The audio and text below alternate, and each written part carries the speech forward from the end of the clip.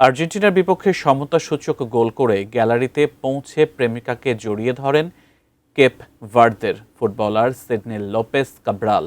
কিন্তু কাব্রালের এই উদযাপনের পর এখন ইন্টারনেট দুনিয়ার সমস্ত সার্চ বার কাঁপছে অন্য একটি প্রশ্নে।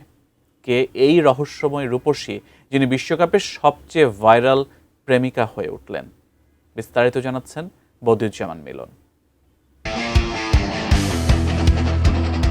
আর্জেন্টিনার বিপক্ষে দুর্দান্ত এক গোল করে বিশ্বকাপ মাতিয়েছিলেন কেপ ভার্দের ডিফেন্ডার সিডনি লোপেস কাব্রাল।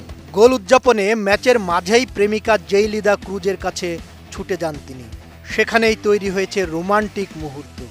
তবে আবেগঘন এমন উদযাপন মুহূর্তেই ভাইরাল হয়ে যায়। তাতে আলোচনার কেন্দ্রবিন্দু হয়ে ওঠেন প্রেমিকা জেইলিদা ক্রুজ। ঘটনাটি ম্যাচের অতিরিক্ত সময়ে। গোল করে ম্যাচ 2-2 সমতায় ফেরানোর পরই কাব্রাল ছুটে যান গ্যালারির দিকে। প্রায় 2 মিনিট ধরে তিনি গ্যালারিতে চোখ বুলিয়ে প্রেমিকা জেইলিদা ক্রুজকে খুঁজে বের করার চেষ্টা করেন। এরপর উভয় মিলে করেছেন রোমান্টিক উদযাপন। কেপ ভার্দের ডিফেন্ডারের এমন আচরণ মুহূর্তেই আলোচনার জন্ম দেয়। নোভা এলইডি টিভি, ঝকঝকে ছবি, নিখুঁত শব্দ, 5 বছরের ওয়ারেন্টি। নোভা মানি সঠিক মান, নিশ্চিত সেবা। কাব্রালের এমন উদযাপনে রেফারি, নিরাপত্তা কর্মী, এমনকি প্রতিপক্ষ আর্জেন্টিনার খেলোয়াড়রাও বিস্ময়ে তাকিয়েছিলেন। সময় গড়িয়ে যেতে থাকলেও তিনি উদযাপন থামাননি। শেষ পর্যন্ত গ্যালারিতে পৌঁছে প্রেমিকার সঙ্গে আবেগঘন আলিঙ্গনে মেতে ওঠেন এই ডিফেন্ডার। এই দৃশ্য মুহূর্তেই সামাজিক যোগাযোগ মাধ্যমে ভাইরাল হয়ে যায়।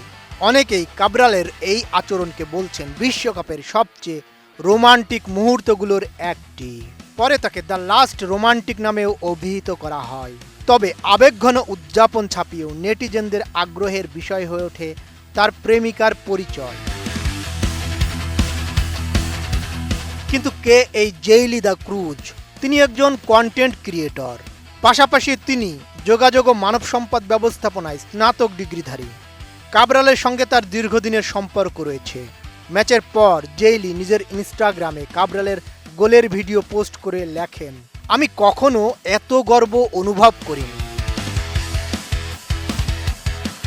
এই ঘটনার পর দুজনের সামাজিক যোগাযোগ মাধ্যমেই অনুসারীর সংখ্যা দ্রুত বেড়ে যায়।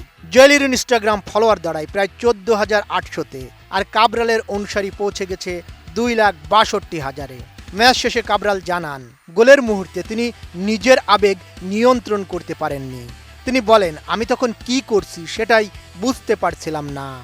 এমন একটি টুর্নামেন্টে এমন গোল করব ভাবিনি। আমরা আরও ভালো কিছুর যোগ্য ছিলাম, তবে 4 বছর পর আমরা আবার ফিরব। বদিউজ্জামান মিলন, এটিএন নিউজ।